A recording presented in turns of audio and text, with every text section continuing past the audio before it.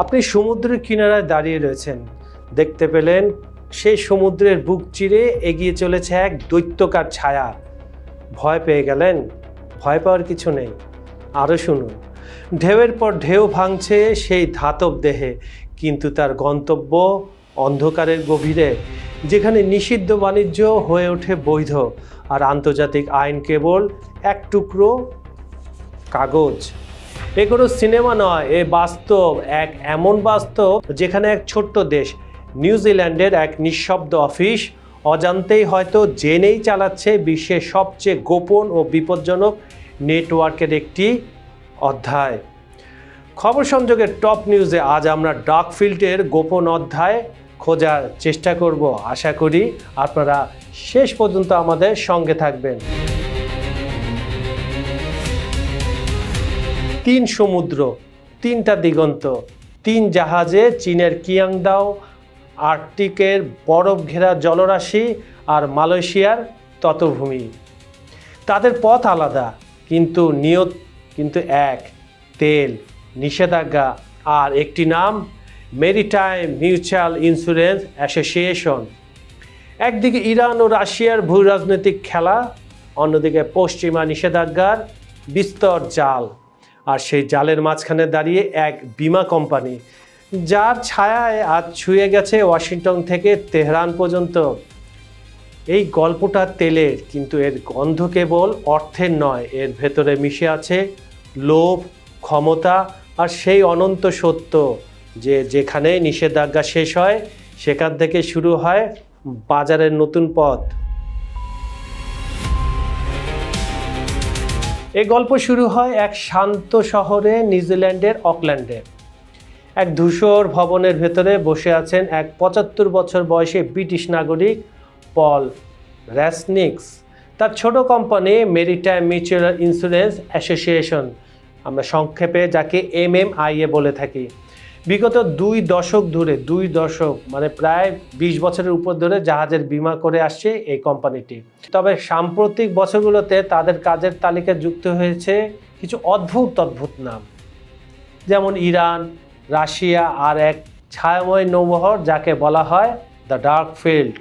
এই ডার্কফিল্ড বা ছায়াবহর হলো সেই সব ট্যাঙ্কার যেগুলো নিষেধাজ্ঞা উপেক্ষা করে ইরান ও রাশিয়ার তেল পৃথিবীর বিভিন্ন বন্দরে নিরাপদে পৌঁছে দিচ্ছে কর্তৃপক্ষের নাকের ডগার নিচের থেকে। তাদের কোনো প্রকৃত অবস্থান দেখা যায় না, তারা GPS বন্ধ করে রাখে, নকল তথ্য পাঠায়, নাম বদলায়, কখনো এমনকি রঙও পাল্টিয়ে ফেলে। কিন্তু একটা জিনিস তাদের চলতে সাহায্য করে, সেটা হচ্ছে বিমা, ইন্স্যুরেন্স। কারণ কোনো বন্দর, এমনকি তেহরান বা সেন্ট পিটার্সবার্গও বিমাহীন জাহাজ ঢুকতে দেয় না। এই জায়গাতেই আসে মেরিটাইম মিউচুয়ালের নামটি।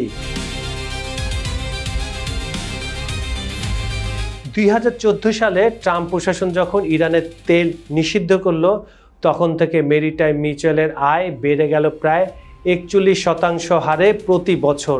মানে এটা গ্র্যাজুয়ালি বৃদ্ধি পাচ্ছে 41% করে প্রতি বছরে।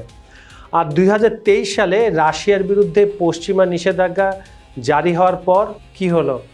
মজার খেলা হলো। সেই মজার খেলাটা হচ্ছে রাশিয়ার আয় 1 লাফে পৌঁছে যায় $108 মিলিয়ন। একই সময় ইরানের তেল রপ্তানি প্রায় ফিরে আসে সেই আগের অবস্থায়, $42 বিলিয়ন। অর্থাৎ নিষেধাজ্ঞার মাঝেও তেল বই চলেছে, থামানোর কোনো স্কোপই নাই। আর সেই স্রোতে ভাসছে মেরিটাইম মিউচুয়ালের লাভের তরী। চীনের কিউদাং বন্দর থেকে ইউগ নামের এক জাহাজ বের হয় 2024 সালের ডিসেম্বরে। এতে ছিল 20 লাখ ব্যারেল ইরানি তেল। একই সময়ে আর্কটিক সাগর পেরিয়ে ফেঙ্গুইং নামের আরেকটি ট্যাঙ্কার যাচ্ছিল ভারতের পথে, বহন করছিল রাশিয়ান ক্রুড অয়েল। আর মালয়েশিয়ার উপকূলে সানসি নামে তৃতীয় ট্যাঙ্কার আনলোড করছিল নিষিদ্ধ ইরানি তেল। 3টি ভিন্ন জাহাজ, 3টি ভিন্ন দেশ, কিন্তু এক নামেরই ছায়া, মেরিটাইম মিউচুয়াল ইন্স্যুরেন্স। 2025 সালে 16 অক্টোবর নিউজিল্যান্ডের অর্থনৈতিক অপরাধ বিভাগ হানা দেয় মেরিটাইম মিউচুয়ালের অকল্যান্ড ও ক্রাইস্টচার্চ অফিসে। জব্দ করা হয় নথি, কম্পিউটার ও সার্ভার।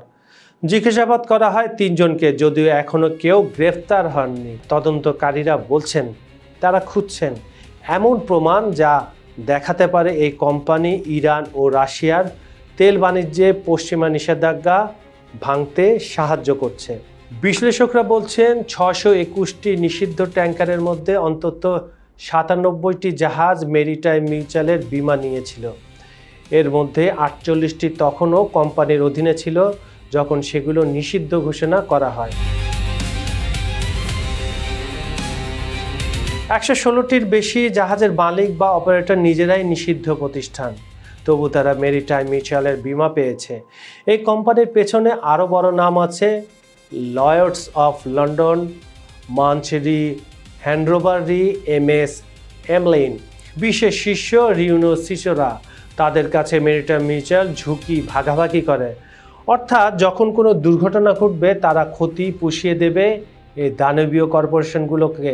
কেউ কেউ বলছেন তারা হয়তো জানতো না, কিন্তু জানার কথা।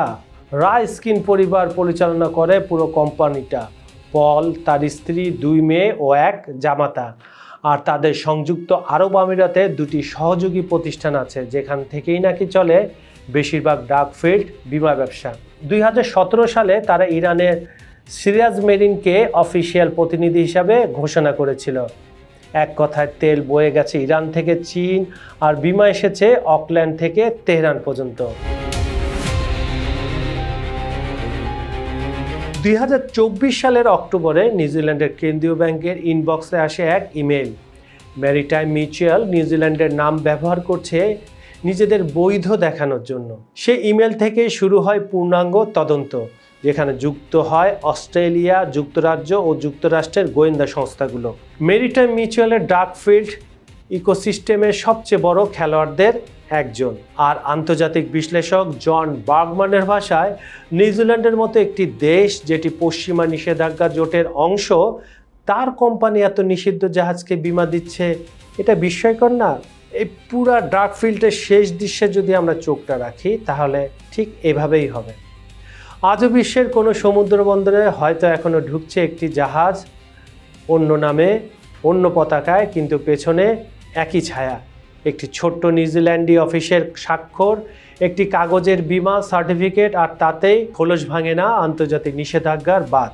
বিশ্ব রাজনীতি যতই নিষেধাজ্ঞার দেয়াল তুলুক, এই ডার্কফিল্ড প্রমাণ করছে অর্থের স্রোত কখনো থামে না, শুধু পথ বদলায়। ইরান, রাশিয়া আর নিউজিল্যান্ডের এই ছায়া সংযোগ এক আধুনিক সময়ের ভূ রাজনৈতিক উপাখ্যান, যেখানে তেল শুধু জ্বালানি নয়, এটাই বিশ্বশক্তির রক্তপ্রবাহ। সুপ্রিয় দর্শক, খবর সংযোগের টপ নিউজ আপনাদের কেমন লাগছে আমাদেরকে কমেন্টে জানান। আমাদের ভিডিওগুলো লাইক, কমেন্ট ও শেয়ার করুন। আমাদের চ্যানেলটি সাবস্ক্রাইব করে রাখুন। আমি কাজল হায়দার আজ এখানেই বিদায় নিচ্ছি। আগামীকাল আবার দেখা হবে নতুন কোনো টপিক নিয়ে, একই সময়ে একই চ্যানেলে। ভালো থাকবেন, সুস্থ থাকবেন। ধন্যবাদ সবাইকে।